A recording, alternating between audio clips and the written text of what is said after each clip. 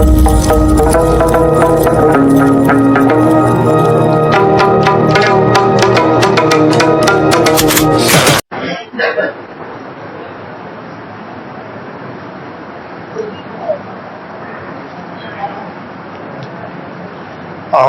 بالله من الشيطان الرجيم بسم الله الرحمن الرحيم قل أعوذ برب الفلق من شر ما خلق ومن شر غاسق إذا وقب ومن شر النفاثات في العقد ومن شر حاسد إذا حسد بسم الله الرحمن الرحيم قل أعوذ برب الناس ملك الناس إله الناس من شر الوسواس الخناس الذي يوسوس في صدور الناس من الجنة والناس صدق الله العظيم سبحانك لا علم لنا إلا ما علمتنا إنك أنت العليم الحكيم رب اشرح لي صدري ويسر لي أمري واحلل عقدة من لساني يفقهوا قولي پناہ مانگتا ہوں میں اللہ تعالیٰ کی شیطان مردود سے، شروع کرتا ہوں میں اللہ کے نام سے جو بڑا مہربان نہایت رحم والا ہے۔ آپ کہہ دیجئے کہ میں پناہ میں آیا صبح کے پروردگار کی، ہر چیز کی بدی سے جو اس نے بنائی، اور اندھیرے کی بدی سے جب کہ وہ سمٹ آئے، اور ان عورتوں کی بدی سے جو گرہوں میں پھونک مارتی، اور بدی سے برا چاہنے والے کی جب وہ حسد کرے۔ شروع کرتا ہوں میں اللہ کے نام سے جو بڑا مہربان نہایت رحم والا ہے۔ آپ کہہ دیجئے کہ میں پناہ میں آیا لوگوں کے پروردگار کی، لوگوں کے بادشاہ کی، لوگوں کے معبود کی، وسوسہ پیدا کرنے والے کے شر سے جو پیچھے ہٹ جائے، جو لوگوں کے دلوں میں وسوسہ پیدا کرتا ہے، جنوں میں سے بھی اور انسانوں میں سے بھی۔ میں نے 2 سورتوں کی تلاوت کی ہے۔ بہت پہلے تکمیل درس قرآن ہو جاتا، اور کچھ لوگوں کا کہنا یہ تھا کہ سر پر الیکشن ہے، ایک اچھا پروگرام کریں گے جس سے ہمیں الیکشن میں فائدہ ہوگا۔ میں نے ان سے یہ بات عرض کی تھی کہ جیت اور ہار تو اللہ پاک کی طرف سے ہے، میرے نصیب میں جو ہوگا وہ مجھے ملے گا، لیکن اپنی برسوں کی محنت میں اس فانی چیز کی طرف نہیں لگانا چاہتا ہوں۔ ایک لمبے زمانے سے ہم کوشش کر رہے ہیں، اور چاہت یہ ہے کہ اللہ کی بارگاہ میں یہ عمل قبول ہو جائے۔ لوگوں کے مشورے کو ہم نے رد کر دیا اور یہ فیصلہ کیا کہ اب آہستہ آہستہ ہمیں آگے بڑھنا ہے، اور الیکشن کے بعد تکمیل درس قرآن کا پروگرام کریں گے۔ اللہ تعالیٰ کی بارگاہ میں مقبولیت کے لیے قابلیت شرط نہیں، کوئی بہت قابل ہوگا تو اللہ کی بارگاہ میں مقبول ہوگا، ایسا نہیں۔ اللہ تعالیٰ جس کے عمل کو بھی قبول کرنا چاہے، بغیر قابلیت کے بھی اللہ قبول فرما لیتے ہیں۔ 1986 میں اس مسجد میں امامت کی سعادت حاصل ہوئی، اور اس وقت سے لے کر جب تک مصروفیات نے مجبور نہیں کیا، میں امامت کی پابندی کرتا رہا، اور الحمدللہ درس قرآن کے لیے میں جب ہندوستان میں رہا تو اس بات کی کوشش کیا کہ میں درس میں پہنچوں، اس کے لیے مجھے بڑی بڑی رقمیں بھی خرچ کرنی پڑی، لیکن سلسلہ باقی رہے اور اس میں دراڑ نہ آوے، اس بات کی کوشش رہی۔ ابھی مولانا شفیق فلاحی صاحب نے بھی اس بات کا تذکرہ کیا کہ ہارٹ اٹیک کے بعد جب میں واپس مالیگاؤں آیا تو عذرائے ہمدردی انہوں نے یہ مشورہ دیا کہ اس ہفتہ درس قرآن نہ دیجیے، آرام کیجیے، لیکن میں نے ان کے مشورے کو قبول نہیں کیا۔ اور جب یہ ہے کہ میں مالیگاؤں میں ہوں تو درس قرآن ہونا چاہیے، چھوٹی چھوٹی صورتیں ہیں اور ایک صورت پر اکتفا کیا جا سکتا ہے۔ میں نے الحمدللہ درس بھی دیا اور جمعہ کی نماز سے پہلے بیان بھی کیا۔ بیماریاں آتی ہیں جاتی ہیں، اور نفع بخش چیز، کام آنے والی چیز انسان کی نیکیاں ہیں، اسے نظر انداز نہیں کرنا چاہیے۔ اس لیے میں نے مولانا شفیق فلاحی صاحب کے مشورے کو قبول نہیں کیا، درس بھی دیا اور جمعہ کے دن جمعہ کی نماز سے پہلے میں نے بات بھی کی۔ یہ دو صورتیں جس کی میں نے تلاوت کی ہے، سورہ فلق اور سورہ ناس، نزول کے اعتبار سے مکی، اور آپ اس بات کو جانتے ہیں جو لوگ پابندی سے درس قرآن میں شریک ہوتے ہیں کہ ہجرت سے پہلے نبی کریم صلی اللہ علیہ وسلم پر جن آیتوں کا اور سورتوں کا نزول ہوا وہ مکی کہلاتی ہیں، اور ہجرت کے بعد مدینہ منورہ پہنچنے کے بعد آپ پر جن آیتوں کا اور سورتوں کا نزول ہوا وہ مدنی کہلاتی ہے۔ تو یہ دونوں صورتیں مکی ہیں۔ پہلی صورت سورہ فلق ہے، اس میں 5 آیتیں ہیں، دوسری صورت سورۃ الناس ہے، اس میں 6 آیتیں۔ ان آیتوں کو آپ اگر دونوں صورتوں کی آیتوں کو شمار کرو گے تو یہ 11 آیتیں بنتی ہیں۔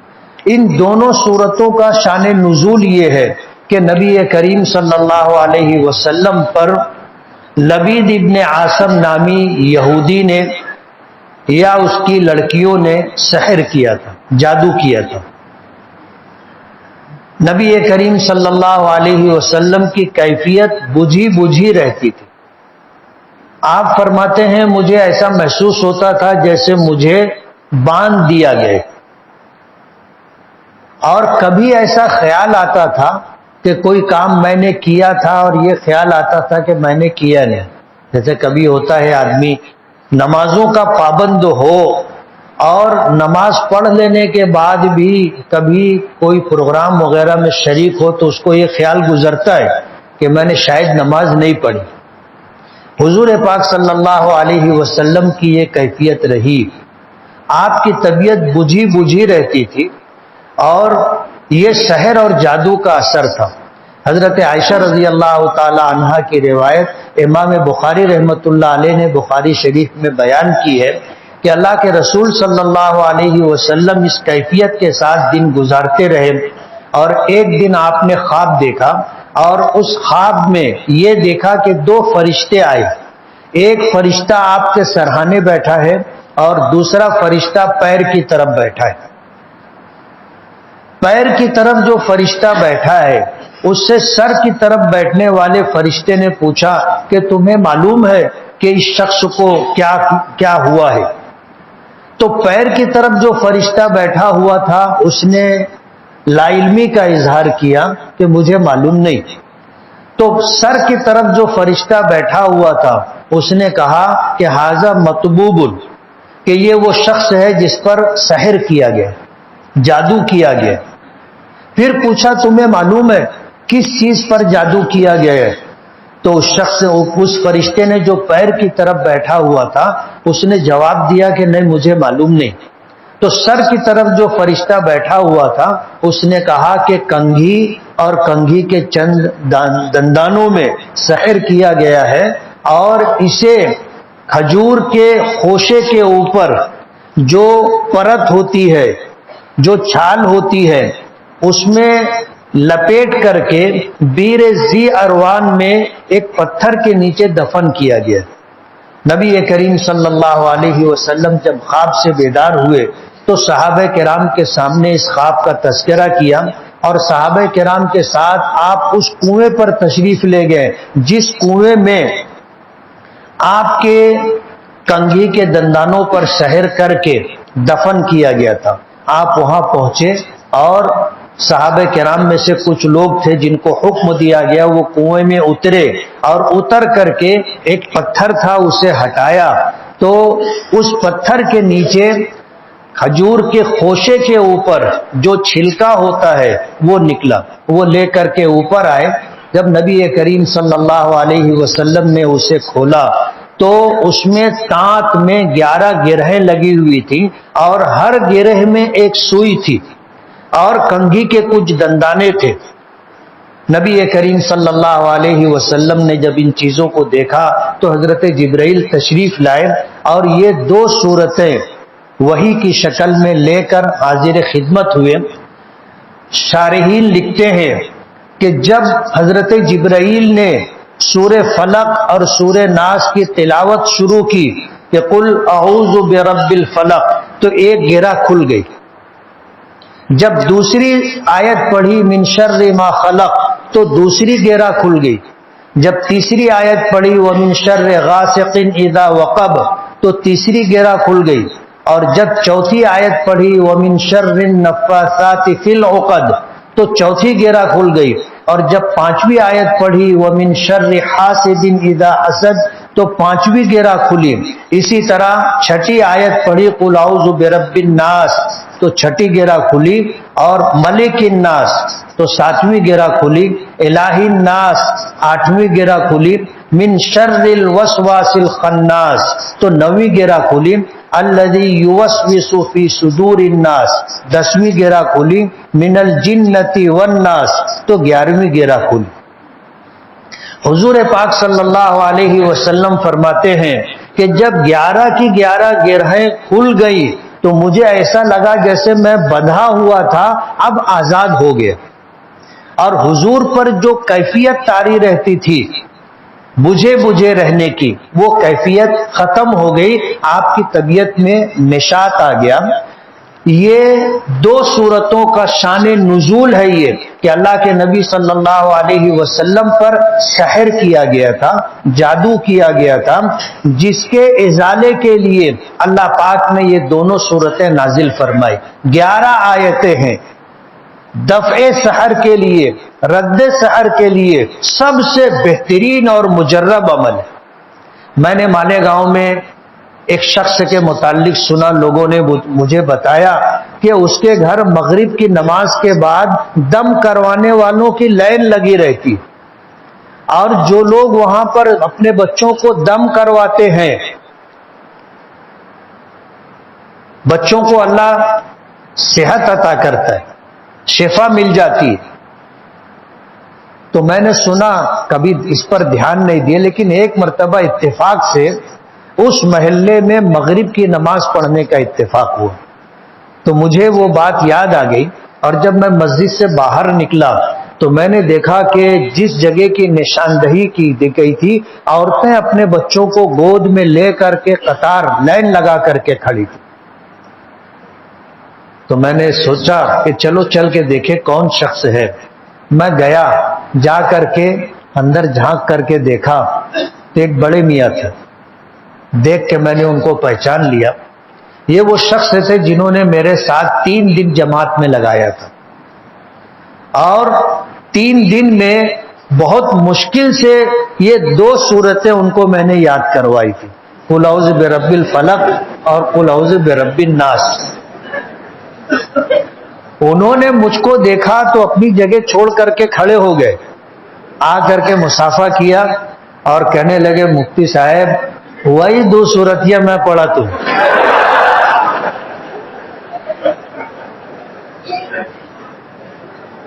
آپ اندازہ کر سکتے ہیں کہ نبی کریم صلی اللہ علیہ وسلم پر جب لبید ابن عاصم یہودی نے یا اس کی بیٹیوں نے سحر کیا تھا, اللہ کے رسول صلی اللہ علیہ وسلم بھی متاثر ہو گئے تھے.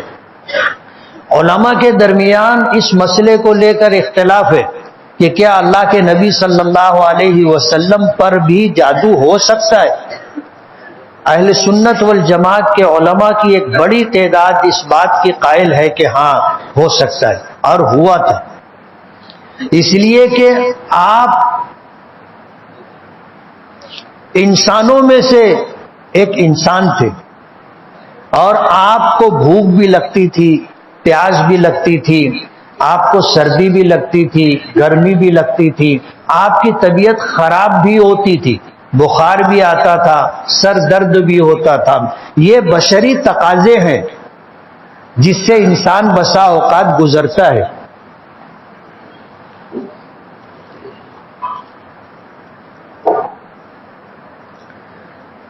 تو حضور پاک صلی اللہ علیہ وسلم پر سحر کیا گیا تھا اور آپ اس کے اثرات سے متاثر ہو گئے تھے۔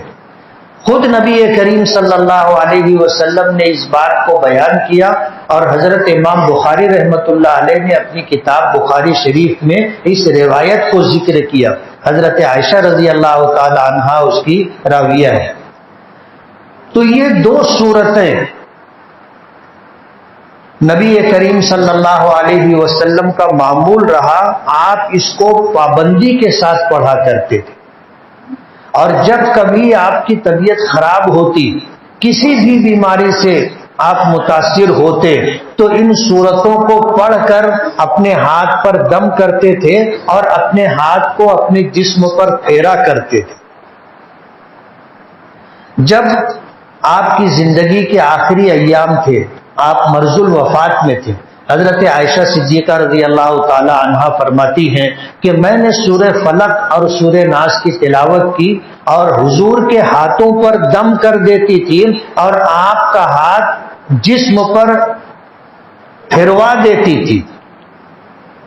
کسی نے کہا کہ آپ اپنے ہاتھوں پہ دم کر کے حضور کے جسم پر کیوں نہیں پھیر دیتی تھی؟ تو وہ فرمانے لگی کہ حضور کے ہاتھوں کی برکت میرے ہاتھوں میں کہاں سے آتی، اس لیے میں پڑھ کر کے حضور کے ہاتھوں پہ دم کر دیتی تھی اور حضور اپنے بدن پر، جسم مبارک پر ہاتھ پھیر لیا کرتے تھے۔ آج ہم میں سے بہت لوگ اس بات کو لے کر کے پریشان ہیں کہ مجھ پر کچھ کر دیا گیا۔ اگر آپ ان چیزوں کا معمول بنا لیں کہ صبح اور شام 3 مرتبہ آیت الکرسی، 3 مرتبہ قل هو اللہ، 3 مرتبہ قل اعوذ برب الفلق اور 3 مرتبہ قل اعوذ برب الناس پڑھنے کا معمول بنا لیں اور اپنے ہاتھوں پہ دم کر کے اپنے جسم پر پھیر لیا کریں، تو ہر قسم کی بیماری، سحر اور جادو کا ہر اثر اللہ پاک دور کر دے گی۔ آج لوگ پریشان ہوتے ہیں، کسی بھی لائن سے جب مصیبت اور پریشانی میں گرفتار ہوتے ہیں تو عاملین سے رجوع ہوتے ہیں، ہم لوگوں کے پاس بھی آتے ہیں اور اپنی پریشانی، بیماری بتا کر کے علاج کروانا چاہتے ہیں۔ ظاہر بات ہے ایک عامل وقتی طور پر آپ کو دم کر دے گا اور شفا ہو جائے گی، لیکن آپ اگر اس کو اپنا معمول بنا لیں تو آپ کو کسی عامل کے پاس جانے کی ضرورت نہیں پڑے گی۔ اللہ پاک کی ان صورتوں میں، اللہ پاک کے ان کلام کا آیتوں میں اتنا اثر ہے کہ آپ کی اگر بیماری ہوگی اس سے بھی آپ کو شفا مل جائے گی، اور اگر کچھ اثرات ہوں گے تو اس سے بھی آپ کو نجات مل جائے گی۔ اس کا معمول بنانا چاہیے۔ نبی کریم صلی اللہ علیہ وسلم نے بہت اہتمام کے ساتھ صحابہ کرام کو یہ باتیں بتائی۔ ایک حدیث میں آتا ہے نبی کریم صلی اللہ علیہ وسلم نے ایک سفر میں ایک صحابی کو بلایا اور اہتمام کے ساتھ یہ دونوں صورتیں سکھلائی، اور وہ صحابی کہتے ہیں کہ مغرب کی نماز میں نبی کریم صلی اللہ علیہ وسلم نے ان دونوں صورتوں کی تلاوت بھی فرمائی۔ اس کے بہت سارے فضائل، مجھے تفصیل میں نہیں جانا ہے، لیکن جو بات مجھے کہنی تھی وہ بات میں نے کہہ دی کہ ہم میں کا ہر شخص اس کو اپنا معمول بنا لے، ہم میں کا ہر شخص اس کو اپنا معمول بنا لے کہ صبح 3 مرتبہ آیت الکرسی، 3 مرتبہ سورہ اخلاص، 3 مرتبہ سورہ فلق، 3 مرتبہ سورہ ناس قدر آواز سے پڑھے، منہ ہی منہ میں نہ پڑھے، تھوڑا آواز سے پڑھے، اور پھر اپنے ہاتھوں پہ دم کرے، اپنے اس ہاتھوں کو اپنے جسم پر پھیرے تو بیماریاں بھی اللہ دور کر دیں گے، اور اگر سحر وغیرہ کے، آسیب وغیرہ کے اثرات ہوں گے تو اس سے بھی انشاءاللہ نجات مل جائے گی۔ یہ ہے ان دونوں سورتوں کا شان نزول۔ یہ دونوں سورتیں ایک ساتھ نازل ہوئی تھی، ایک ساتھ نازل ہوئی تھی، اور بہت سارے مفسرین نے ان دونوں سورتوں کی تفسیر ایک ساتھ ہی کی کہ نزول کے اعتبار سے دونوں ساتھ میں نازل ہوئی ہے تو تفسیر اور درس بھی ایک ساتھ ہونا چاہیے۔ اس لیے آج درس قرآن میں ان دونوں سورتوں کی تلاوت کی گئی اور اس کا ترجمہ کیا گیا۔ ترجمہ آپ نے سن لیا ہے، شان نزول آپ کو بتا دیا گیا ہے۔ یہ 11 آیتیں ہیں، پڑھنے میں تھوڑا سا وقت لگتا ہے، چند منٹ ہے، لیکن اس آیت ان دونوں صورتوں کے شان نزول سے آپ اندازہ کر سکتے ہو کہ سحر کے علاج کے لیے اللہ پاک نے اسے نازل کیا۔ اہل علم اس بات کو جانتے ہیں کہ حضرت عبداللہ ابن مسعود رضی اللہ تعالی عنہ کا جو صحیفہ ہے، یعنی قرآن کریم کا جو نسخہ ہے، اس میں یہ دونوں صورتیں نہیں ہیں۔ عبداللہ ابن مسعود رضی اللہ تعالی عنہ فرماتے ہیں کہ یہ رقیہ ہے، یہ ایک قسم کا منتر ہے جو نبی کریم صلی اللہ علیہ وسلم پر سحر کے دفیع اور علاج کے لیے نازل ہوا تھا۔ لیکن اہل سنت والجماعت کے تمام ہی علماء کا اس بات پر اتفاق ہے کہ یہ دونوں صورتیں قرآن کریم کا جز ہیں، قرآن کریم کا حصہ ہے، اور امت میں جو قرآن کریم متداول ہے اس میں یہ دونوں صورتیں شامل ہیں۔ نبی کریم صلی اللہ علیہ وسلم پر جب قرآن کریم نازل ہوتا تھا آیتوں کی شکل میں، سورتوں کی شکل میں، تو آپ لکھنے والوں کو بلاتے تھے۔ صحابہ کرام میں کچھ لوگ تھے جو قرآن کریم لکھنا جانتے تھے، ان کو بلا کر کے کہتے تھے کہ ابھی مجھ پر یہ آیتیں یا یہ سورت نازل ہوئی ہے، اسے لکھ لو۔ تو وہ صحابہ کرام قرآن کریم کی ان آیتوں اور سورتوں کو لکھ لیا کرتے تھے اور اپنے پاس محفوظ کر لیا کرتے تھے۔ حضور پاک صلی اللہ علیہ وسلم کے زمانے میں یہ معمول رہا، اور یہی شکل آپ کے دنیا سے تشریف لے جانے کے بعد یہی صورت حال باقی رہی۔ جب غزوہ موتا کا مارکہ، غزوہ یرموک کا مارکہ پیش آیا جس میں بہت سارے صحابہ کرام شہید ہو گئے جو حافظ تھے، تو حضرت عمر فاروق رضی اللہ تعالی عنہ نے حضرت ابو بکر صدیق رضی اللہ تعالی عنہ سے گزارش کی، درخواست کی کہ اگر اسی طرح اور کچھ جنگیں ہو گئی تو قرآن کریم کا ایک بہت بڑا حصہ ضائع ہو جائے گا۔ قرآن کریم کو ایک جگہ جمع کر لیا جائے، اکٹھا کر لیا جائے، الگ الگ لوگوں کے پاس قرآن کریم لکھا ہوا ہے، وہ قرآن کریم جن کے پاس لکھا ہوا ہے منگوا کر کے اسے اکٹھا کیا جائے۔ حضرت ابو بکر صدیق رضی اللہ تعالی عنہ نے جواب دیا کہ جو کام میرے آقا جناب رسول اللہ صلی اللہ علیہ وسلم نے نہیں کیا ابو بکر کیسے کر سکتا ہے؟ لیکن حضرت عمر اصرار کرتے رہے، بار بار تقاضا کرتے رہے۔ حضرت عمر فاروق رضی اللہ تعالی عنہ کے بار بار تقاضا کرنے پر حضرت ابو بکر صدیق فرماتے ہیں کہ اللہ نے میرے سینے کو کھول دیا، شرح صدر عطا کر دیا، اور میں اس بات سے متفق ہو گیا کہ قرآن کریم کو اس طرح دو دفتیوں کے درمیان اکٹھا کر لینا چاہیے۔ اس زمانے میں جن جن لوگوں کے پاس قرآن کریم لکھا ہوا تھا حکم دیا گیا کہ وہ ان سورتوں اور آیات کو جو ان کے پاس لکھی ہوئی ہیں لے کر کے آئے، اور آ کر کے اس پر دو گواہ بھی پیش کریں کہ نبی کریم صلی اللہ علیہ وسلم پر جب یہ آیت یا یہ سورت نازل ہوئی تھی تو آپ نے مجھے بلوایا تھا اور لکھنے کا حکم دیا تھا، تو جس وقت حضور کے حکم کے مطابق میں نے ان آیتوں اور سورتوں کو لکھا تو یہ دو آدمی گواہ کے طور پر موجود تھے۔ اس طرح ایک ٹیم بنائی گئی، چند افراد پر مشتمل ایک کمیٹی بنائی گئی، جو قرآن کریم کے سلسلے میں قاری یعنی بہترین قرآن پڑھنے والے اور قرآن کریم کا بہترین علم رکھنے والے شمار کیے جاتے تھے، ایسے لوگوں پر مشتمل ایک کمیٹی بنائی گئی اور ان کو یہ ذمہ داری دی گئی کہ تم قرآن کریم کو اس طرح اکٹھا کرو۔ تو جن جن لوگوں کے پاس قرآن کریم کی آیات اور سورتیں لکھی ہوئی تھی وہ لے کر کے آتے رہے اور دو گواہوں کے ساتھ پیش کرتے رہے، اور حضرت ابو بکر صدیق رضی اللہ تعالی عنہ کے حکم پر وہ کمیٹی اس کو قبول کرتی رہی اور اکٹھا کرتی رہی۔ قرآن کریم کے حافظ بہت تھے، لیکن صرف کسی کے حفظ پر اعتماد نہیں کیا گیا، کسی کے حفظ پر اعتماد نہیں کیا گیا۔ حالانکہ جو ٹیم بنائی گئی تھی، جو کمیٹی چند افراد پر مشتمل تشکیل دی گئی تھی، وہ سب حافظ قرآن تھے، سب کو قرآن یاد تھا۔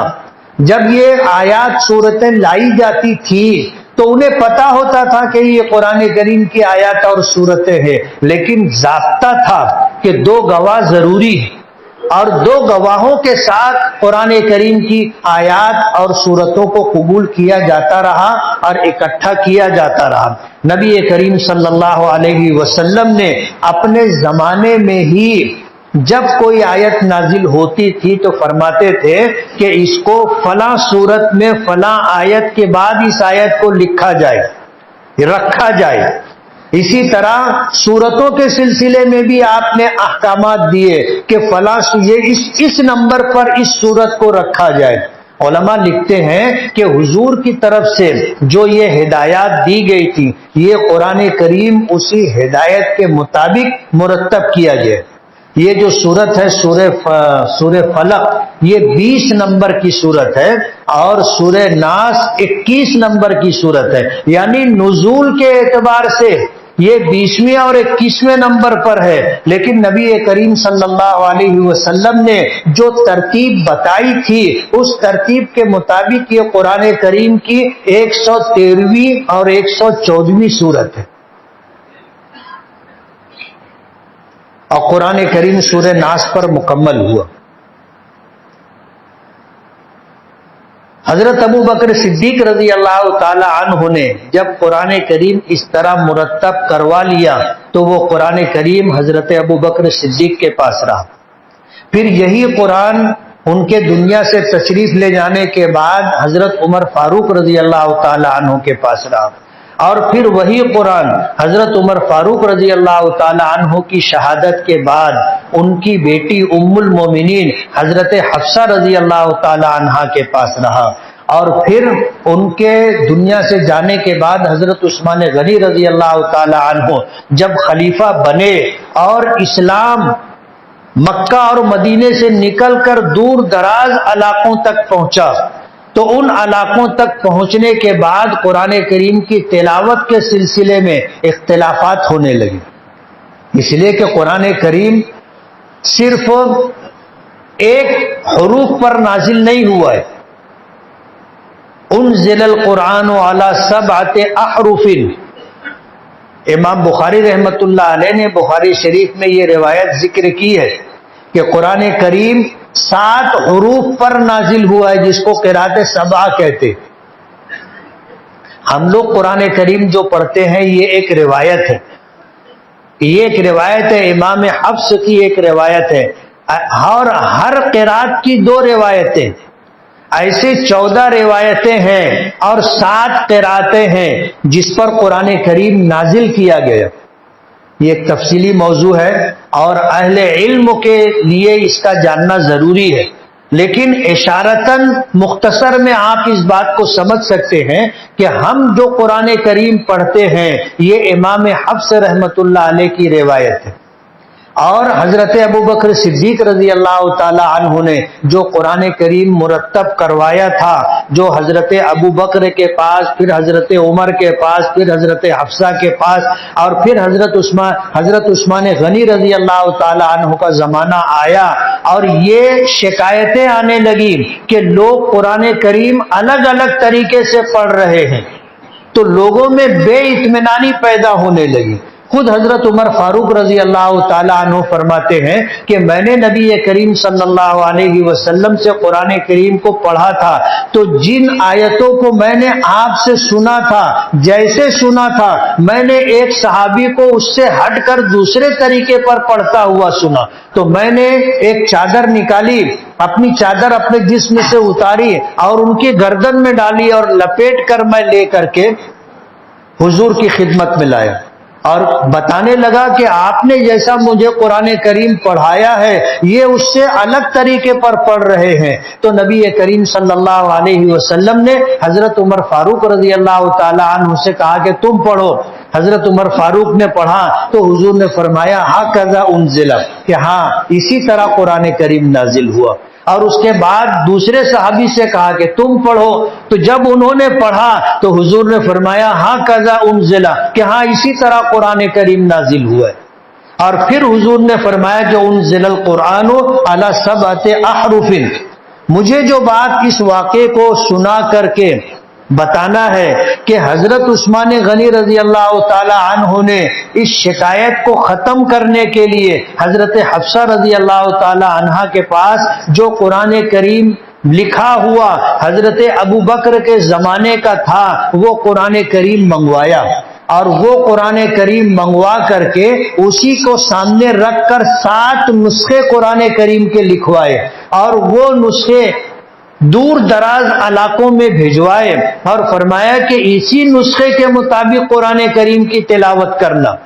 اور پھر جن جن لوگوں کے پاس قرآن کریم لکھی ہوئی شکل میں تھا، چند آیتیں ہوں، چند صورتیں ہوں، یا کم زیادہ قرآن کریم کا لکھا ہوا حصہ ہو، اسے منگوایا اور پھر اسے دھویا، اور دھونے کے بعد جو اوراق سادہ رہ گئے تھے اسے جلوا دیا۔ امام بخاری رحمۃ اللہ علیہ نے اس واقعے کو ذکر کیا۔ آج قرآن کریم کو جلانا ظاہر بات ہے ہمارے نزدیک بے حرمتی سمجھی جاتی ہے، اور بے حرمتی کی نیت سے ہی جب کبھی حالات بگڑتے ہیں تو برادران وطن قرآن کریم کو جلاتے ہیں، اس کی بے حرمتی کرتے ہیں۔ تو جب اس واقعے کا علم لوگوں کے سامنے، لوگوں کے علم میں یہ واقعہ آتا ہے تو وہ کہتے ہیں کہ حضرت عثمان غنی نے قرآن کریم کو جلوایا تھا، یہ کیا ہے؟ تو میں اس بات کو بتانا چاہتا ہوں کہ حضرت عثمان غنی رضی اللہ تعالی عنہ نے جو کام کیا تھا وہ صحابہ کرام کے مشورے سے کیا تھا، اور قرآن کریم کے ان اوراق کو جمع کر کے اگر ہڈیوں پر لکھا تھا وہ منگوایا، کھجور کی پتوں پر لکھا تھا، چھال پر لکھا تھا وہ منگوایا، اور جس طرح بھی جس کے پاس لکھا ہوا تھا منگوایا، اسے دھویا، اور دھونے کے بعد پھر اسے جلا دیا گیا تاکہ بالکلیہ وہ چیز ختم ہو جائے اور قرآن کریم کو لے کر کے امت میں کوئی اختلاف باقی نہ رہے۔ حضرت عثمان غنی رضی اللہ تعالی عنہ نے حضرت حفصہ رضی اللہ تعالی عنہا کے پاس سے لکھا ہوا قرآن کریم جب منگوایا تو اس میں یہ دونوں صورتیں شامل تھیں، سورہ فلق بھی اور سورہ ناس بھی، اور یہی آج الحمدللہ امت کے درمیان قرآن کریم موجود ہے۔ پہلی آیت ہے قل اعوذ برب الفلق، نبی کریم صلی اللہ علیہ وسلم پر حضرت جبرائیل اس موقع پر جو ان دونوں صورتوں کا شان نزول ہے جب وحی کی شکل میں لے کر کے آئے تو اسی طرح جو ہے یہ صورت ہے۔ اب ظاہر بات ہے قل کے معنی ہے آپ کہیے، آپ پڑھیے یا آپ کہیے اعوذ برب الفلق، کہ میں صبح کے پروردگار کی پناہ میں آتا ہوں، صبح کے پروردگار کی پناہ میں آتا ہوں۔ اس تعلق سے ایک صحابی سے کسی نے پوچھا تھا کہ اگر ہمیں یہ سورت دعا کے طور پر پڑھنی ہے تو ہم اعوذ برب الفلق سے پڑھیں یا قل اعوذ برب الفلق سے پڑھیں؟ تو انہوں نے فرمایا کہ یہی سوال میں نے نبی کریم صلی اللہ علیہ وسلم سے کیا تھا، تو نبی کریم صلی اللہ علیہ وسلم نے فرمایا کہ حضرت جبرائیل نے یہ سورت قل کے ساتھ ہی مجھے پہنچائی ہے اور حکم ہے کہ اسے قل کے ساتھ ہی پڑھا جائے۔ اب جب ہم دعا کے لیے ہاتھ اٹھائیں تو دعا میں ہمیں یہ دونوں صورتیں پڑھنا چاہیے. عام طور پر دعا مانگنے والوں کو کبھی دعا مانگتے ہوئے ان دونوں صورتوں کو پڑھتے ہوئے نہیں سنا ہوگا. قرآن کریم کی آیات جو دعا پر مشتمل ہے وہ پڑھتے ہیں. اسی طرح نبی کریم صلی اللہ علیہ وسلم سے جو معصورہ دعائیں منقول ہے وہ ہم لوگ جو ہے دعا میں اسے مانگتے ہیں، اسے پڑھتے ہیں. لیکن قل اعوذ برب الفلق اور قل اعوذ برب الناس ہم دعا مانگنے کے موقع پر اسے دعا کے طور پر نہیں پڑھتے. پڑھنا چاہیے، اس لیے کہ یہ اتنی اہم دعا ہے. پہلی صورت میں 4 چیزوں سے پناہ مانگی گئی.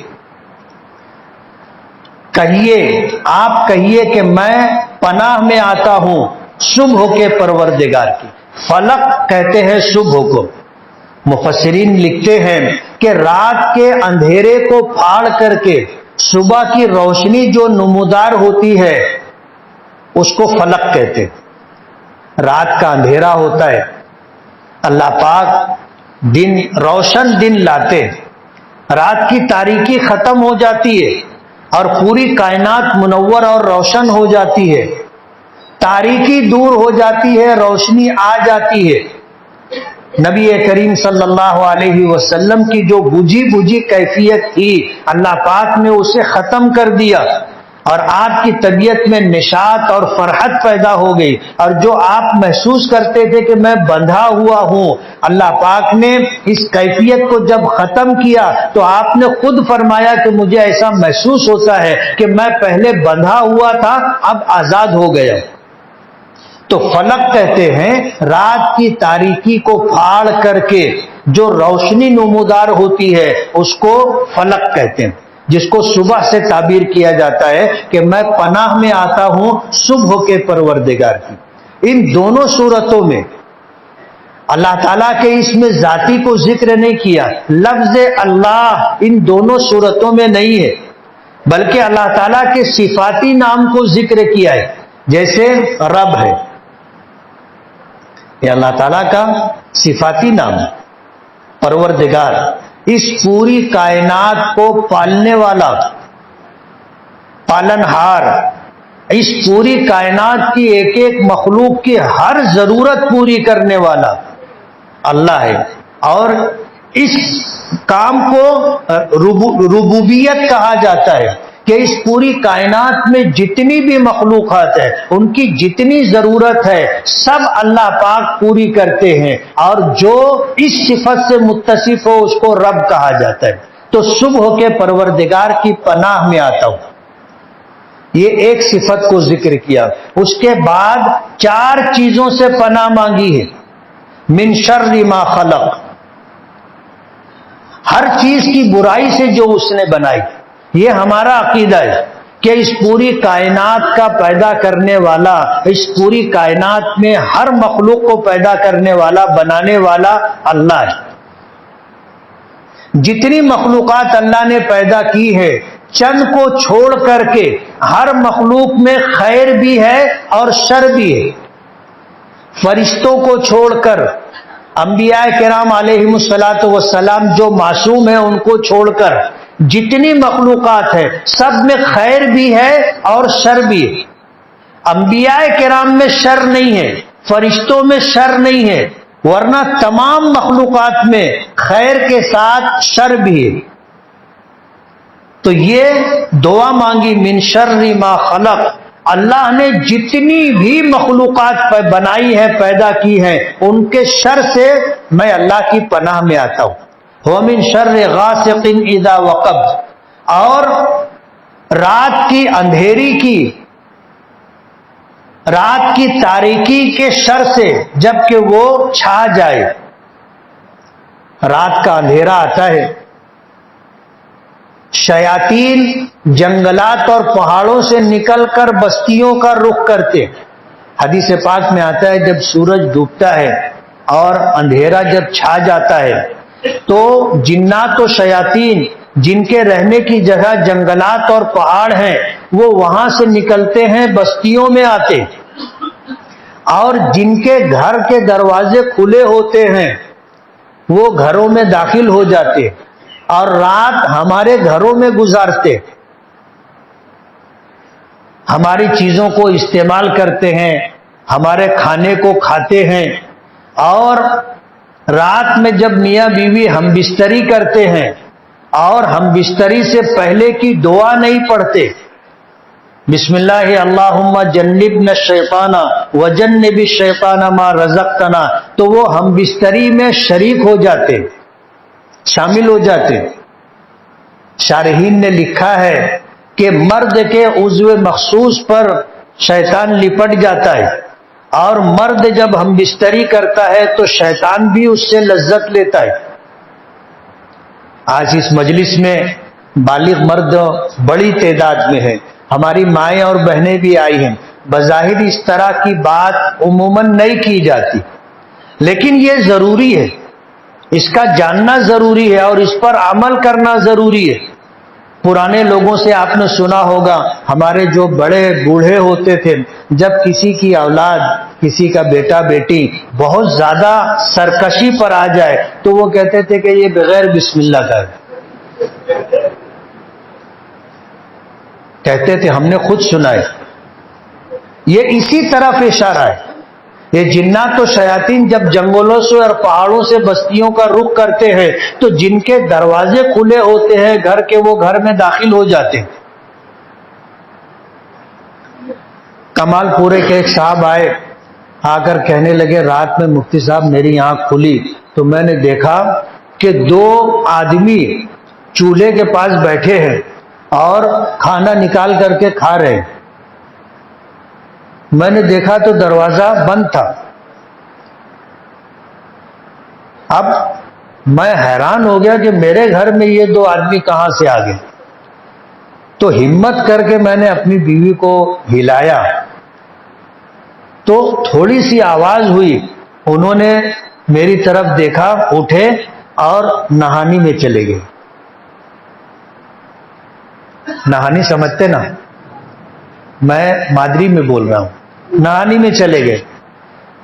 تھوڑی دیر ہم میاں بیوی انتظار کرتے رہے، پھر ہمت کر کے میں اٹھا اور لائٹ جلایا، اور لائٹ جلا کر کے جا کے ڈرتے ڈرتے نہانی میں جھانکا تو کوئی نہیں تھا۔ وہ دونوں میاں بیوی خوفزدہ ہو گئے۔ وہ شوہر میرے پاس آیا اور آ کر کے کہنے لگا کہ ایسا ایسا میں نے دیکھا، تو اب چل کے بندش کر دو۔ میں نے کہا بندش کا عمل تو میں تجھے بتا دیتا ہوں، تو کر لینا۔ بولے کیا؟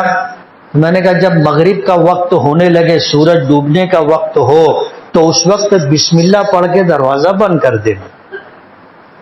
اگر تو بسم اللہ پڑھ کے دروازہ بند کر دے گا تو جنگلات اور پہاڑوں سے جو جنات و شیاطین بستی کا رخ کرتے ہیں وہ جب آئیں گے تو دروازہ بند پائیں گے، اور یہ دروازہ اللہ کا نام لے کر کے بسم اللہ پڑھ کے بند کیا گیا ہے، اس گھر میں ان کو ٹھکانہ نہیں ملے گا۔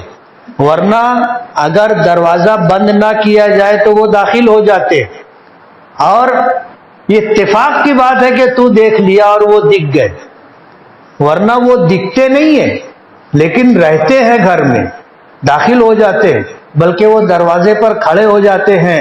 ان کے جو جنات و شیاطین جنگلات سے آتے ہیں، جانے لگتے ہوئے بولے ادھر آ جا، اندر اس کو بھی بلا لیتے ہیں،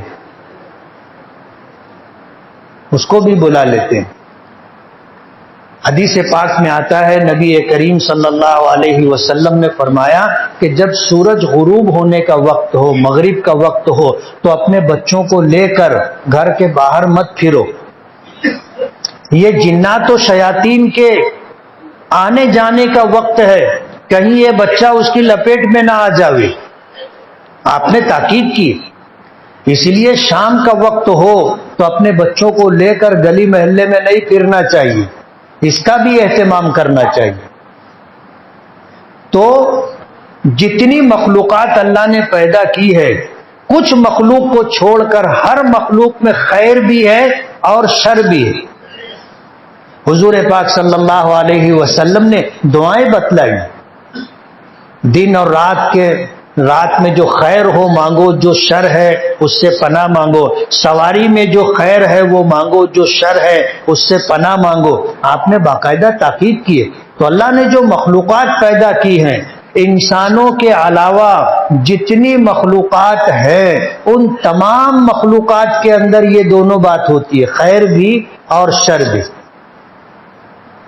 ہم نے اس صورت میں دوسری آیت میں ہے من شر ما خلق، کہ اللہ نے جتنی مخلوقات پیدا کی ہیں ان تمام مخلوقات میں جو شر ہے، جو برائی ہے، جو بدی ہے، اللہ اس سے ہمیں محفوظ رکھے۔ وَمِن شَرِّ غَاسِقٍ إِذَا وَقَبَ، اور رات کا اندھیرا، جب اندھیرا ہوتا ہے تو جنات و شیاطین بھی آتے ہیں، اور حشرات الارض، کیڑے مکوڑے، یہ بھی اپنی بلوں سے نکل کر کے باہر آ جاتے۔ اور اندھیرے میں جب چلتا ہے آدمی تو اسے نظر نہیں آتا کہ آگے گڑھا ہے یا آگے کوئی موذی جانور ہے، اسے پتہ نہیں ہوتا، اور اندھیرے میں تکلیف سے دوچار ہونے کا اندیشہ ہوتا ہے۔ اس لیے رات جب چھا جائے تو اس کے شر سے پناہ مانگی ہے۔ وَمِن شَرِّ النَّفَّاثَاتِ فِي الْعُقَدِ، اور اسی طرح پھونک مارنے والیاں، یا اگر نفوس اس کا موصوف ہے تو اس کا مطلب یہ ہے کہ جادو کرنے والے، ٹونا کرنے والے مرد اور عورتیں، ان کے شر سے میں اب صبح کے پروردگار کی پناہ لیتا ہوں۔ وَمِن شَرِّ النَّفَّاثَاتِ فِي الْعُقَدِ، عقد عقدۃ کی جمع ہے جس کو گانٹھ کہتے، گرہ کہتے۔ دیکھا ہوگا گنڈا جس کو کہتے ہیں، کہ کچھ پڑھ کر کے گرہ لگائی جاتی ہے اور پھر اس کو ٹیٹ کر دیا جاتا ہے۔ حضور پاک صلی اللہ علیہ وسلم پر جو سحر کیا گیا تھا وہ اسی طرح تانت میں گرہ لگا کر کے، گانٹھ لگا کر کے آپ پر جادو کیا گیا تھا، تو اس سے پناہ مانگی۔ مردوں کے مقابلے میں عورتیں زیادہ سحر کرنے میں پیش ہیں۔ لبید ابن عاصم کی بیٹیوں نے نبی کریم صلی اللہ علیہ وسلم پر جادو کیا تھا، اور حضور کا ایک خادم تھا جو حضور کی خدمت میں رہتا تھا، اس کو ورغلا کر کے، بہلا پھسلا کر کے اس سے یہ چیزیں منگوائی تھی حضور کے گھر سے، آپ کی کنگھی کے دندانے، اور پھر اس کے اوپر سحر کیا گیا تھا۔ تو سحر کرنے والیاں جو دم پھونک مارتی ہیں، گرہ لگاتی ہیں، ان کے شر سے۔ وَمِن شَرِّ حَاسِدٍ إِذَا حَسَدَ، حسد کرنے والے جب حسد کرنے لگیں تو ان کے شر سے۔ چار چیزوں سے پناہ مانگی ہے، من شر ما خلق، اللہ کی تمام مخلوقات کے شر سے، اور دوسری چیز اندھیری رات کے شر سے جب وہ چھا جائے، اس پہ شرط ہے اذا وقب، جب وہ چھا جائے۔ اسی طرح وَمِن شَرِّ النَّفَّاثَاتِ فِي الْعُقَدِ، اس میں شرط نہیں، پھونک مارنے والیاں جو پھونک مارتی ہیں گرہ میں، ان کے شر سے۔ اور چوتھی چیز ہے وَمِن شَرِّ حَاسِدٍ إِذَا حَسَدَ، جب حسد کرنے والے حسد کرنے لگے تو ان کے شر سے۔ حسد کہتے ہیں کسی کے پاس کسی نعمت کو دیکھ کر کے جلنا، اور یہ چاہنا کہ اس کے پاس یہ نعمت نہ رہے، چھن جائے، اس کو حسد کہتے ہیں۔ اور اگر کسی کے پاس ہم نے نعمت دیکھی اور ہم نے اللہ سے دعا کی کہ اللہ یہ نعمت مجھے بھی عطا کر دے، تو اس کو رشک کہتے، غبطہ کہتے۔ تو حسد کسی کے پاس نعمت دیکھ کر اس نعمت کے زائل ہو جانے کی، ختم ہو جانے کی چاہت رکھنا حسد ہے۔ اب کسی کے دل میں اگر کسی کے پاس نعمت ہے، دیکھ کر کے یہ جذبہ پیدا ہو کہ وہ جلنے لگے اور نعمت کے زائل ہو جانے کی تمنا کرنے لگے، تو اس کو حسد کہتے ہیں۔ جس وقت وہ حسد کرنے لگے تو اس کے شر سے اللہ تعالیٰ اپنے حفظ و امان میں رکھے۔ یہ چار چیزوں کے جو شر سے پناہ مانگی گئی ہے، علماء نے لکھا ہے کہ اس کا دنیا سے تعلق۔ اگلی جو صورت ہے کہ آپ کہیے کہ میں لوگوں کے پروردگار کی پناہ میں آتا ہوں، رب الناس، لوگوں کا رب، ملک الناس، لوگوں کا بادشاہ، الہ الناس، لوگوں کا معبود۔ تین چیزیں اللہ تعالیٰ کی صفات میں سے ذکر کی ہے۔ ایک اللہ تعالیٰ کی ربوبیت، رب کا معنی آپ کو بتایا. ملک بادشاہ کو کہتے، لوگوں کا بادشاہ. الہ الناس لوگوں کا معبود، یعنی ربوبیت، ملوکیت اور الوہیت اللہ تعالیٰ کی صفات میں سے ان 3 صفتوں کو ذکر کیا. اس کے بعد پناہ مانگی ہے ایک چیز سے، وہ چیز ہے من شر الوسواس الخناس، دل میں وسوسہ ڈالنے والے کے شر سے، جو وسوسہ ڈال کر کے پیچھے ہٹ جاتا ہے، چھپ جاتا ہے. اوپر کی سورت سورہ فلق میں اللہ تعالیٰ کی ایک صفت ذکر کی تھی، رب الفلق، قل اعوذ برب الفلق، اور اس کے بعد 4 چیزوں سے پناہ مانگی. ان 4 چیزوں کا تعلق، ان 4 شر کا تعلق دنیا سے ہے، لیکن اس میں سورہ ناس کے اندر 3 صفت اللہ پاک کی ذکر کی، صفت ربوبیت، صفت ملوکیت اور صفت الوہیت. ان 3 چیزوں کو ذکر کرنے کے بعد ایک چیز سے پناہ مانگی کہ شیطان جو دلوں میں وسوسہ ڈالتا ہے، بہکاتا ہے، پھسلاتا ہے، اور پھر اس کے بعد جب یہ آدمی اللہ کا ذکر کرنے لگے تو وہ پیچھے ہٹ جاتا ہے. بخاری شریف کی روایت ہے، نبی کریم صلی اللہ علیہ وسلم نے فرمایا کہ شیطان انسان کے دل کے پشت پر آ کر بیٹھتا ہے، وہاں سے اپنا ڈنک دل تک پہنچاتا ہے اور دل میں وسوسہ ڈالتا ہے، لیکن جب آدمی اللہ کا ذکر کرتا ہے تو وہ فوراً پیچھے ہٹ جاتا ہے. خناس کے معنی وسوسہ ڈال کر پیچھے ہٹ جانے والا. مفسرین نے اسی آیت کا سہارا لے، حدیث کا سہارا لے کر کے بتایا کہ شیطان وسوسہ ڈالتا رہتا ہے، اس کا کام ہی یہی ہے، لیکن جب آدمی اللہ کا ذکر کرتا ہے تو وہ پیچھے ہٹ جاتا ہے. الذی یوسوس فی صدور الناس، شیطان جو لوگوں کے دلوں میں وسوسہ ڈالتا ہے، من الجنۃ والناس، اور یہ وسوسہ ڈالنے کا کام جنات بھی کرتے ہیں اور انسان بھی کرتے، جنات بھی کرتے ہیں، انسان بھی کرتے. مفسرین نے لکھا ہے کہ مکلف مخلوق 2 ہے، ایک تو انسان ہے اور ایک جنات ہے. تو جنات کو کون بہکاتا ہے؟ جنات بھی مکلف مخلوق ہے، ان کو کون بہکاتا ہے؟ مفسرین نے لکھا ہے کہ ان کو بھی بہکانے والے جنات اور شیاطین ہی ہوتے. جنات ان کا کام ہی شروع سے یہی ہے. حضرت آدم علیہ نبینا علیہ الصلاۃ والسلام اور حضرت حوا کو ابلیس نے بہکایا تھا. عزازیل اس کا نام ہے، اس نے بہکایا تھا. وہاں سے یہ سلسلہ شروع ہے، آج تک ہے اور قیامت تک رہے گا، قیامت تک رہے گا. یہ وسوسہ ڈالتا ہے، اور اس شر کا تعلق آدمی کی آخرت سے. دنیا میں خیر کا ملنا، دنیا میں شر سے دوچار ہونا، یہ عارضی چیز ہے، اور یہ نقصان اور شر چھوٹا ہے. لیکن اگر کسی کی آخرت خراب ہو گئی اور شیطان کے وسوسے اور بہکاوے میں آ کر کے اگر اس نے اپنی آخرت خراب کر لی تو یہ اس کا بڑا نقصان ہے. اوپر ایک صفت ذکر کر کے 4 چیزوں سے پناہ مانگی، اور دوسری صورت میں 3 صفات ذکر کی اور ایک چیز سے پناہ مانگی. اس لیے یہ بات پیش نظر رہنا چاہیے کہ دنیا میں ملنے والی ساری نعمتیں عارضی، جو حالات آتے ہیں، پریشانی مصیبت، یہ بھی عارضی، یہ ختم ہو جائیں گے. اور اللہ تعالیٰ 70 ماہوں سے زیادہ مہربان ہے. جب حالات آتے ہیں اور آدمی صبر کر لے، اللہ کے فیصلے پر راضی رہے، اللہ اس مصیبت کو دور کر کے دگنی راحت عطا کرتے ہیں، دگنی راحت عطا کرتے. اس لیے دنیا میں جو حالات پیش آئے، جو مصیبتیں، پریشانیاں، بیماریاں، تنگ دستی، جو کچھ بھی ہے، سب کا علاج ہے یہ دونوں صورتیں. جسمانی بیماری ہو اس کا علاج ہے یہ صورتیں، اخروی چیزیں جو ہے شیطان کے بہکاوے میں آ کے آدمی جو بے راہ ہو جاتا ہے اس کا علاج ہے یہ دونوں صورتیں. دونوں صورتوں کے بہت فضائل ہیں اور اس پہ بہت تفصیلی گفتگو کی جا سکتی ہے، لیکن رات کے 12 بج گئے ہیں، آپ بھی کافی دیر سے بیٹھے ہیں. ہماری مسجد علاقہ غیر میں، یہاں سارے مکانات جو ہے برادران وطن کے، مسلمانوں کا کوئی گھر نہیں. وہ بھی سوچ رہے ہوں گے کہ آج باہر کا مائک رات کے 12 بجے تک چل رہا ہے. اس لیے اسی پر اکتفا کرتے ہیں۔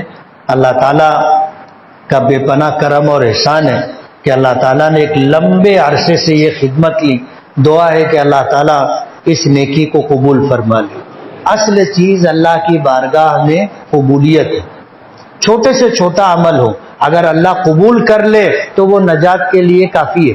حدیث پاک میں آتا ہے کہ ایک شخص میدان محشر میں جب پہنچے گا تو وہ دیکھے گا کہ اس کے نام اعمال میں ایک نیکی احد پہاڑ سے بھی زیادہ بڑی۔ احد پہاڑ کے متعلق آتا ہے کہ یہ 1.5 کلومیٹر چوڑا اور 3.5 کلومیٹر لمبا ہے، اور پہاڑ ہے جس کی اونچائی آپ سمجھ سکتے ہو۔ اگر اونچائی کم ہو تو اسے پہاڑ نہیں ٹیلا کہتے ہیں۔ احد پہاڑ کے برابر نیکی دیکھے گا تو وہ حیران ہو جائے گا، سوچے گا اتنی بڑی نیکی تو میں نے کبھی کی بھی نہیں تھی، یہ نیکی میرے نام اعمال میں کہاں سے آ گئی؟ اس کی حیرانی دور کرنے کے لیے اللہ پاک بتائیں گے کہ ایک کھجور کا دانہ تم نے صدقہ کیا تھا اور اخلاص کے ساتھ صدقہ کیا تھا، اس نیکی کی ہم نے پرورش کی اور آج وہ نیکی اتنی بڑی ہو گئی۔ تم جیسے اپنے گھوڑے کے بچے کی پرورش کرتے ہو تو ہم نے تمہاری اس چھوٹی سے نیکی کی پرورش کی۔ اور بڑے سے بڑا عمل آدمی اگر اخلاص کے ساتھ نہ کرے تو پھر وہ اسے لپیٹ کر کے کرنے والے کے منہ پہ مار دیا جاتا ہے۔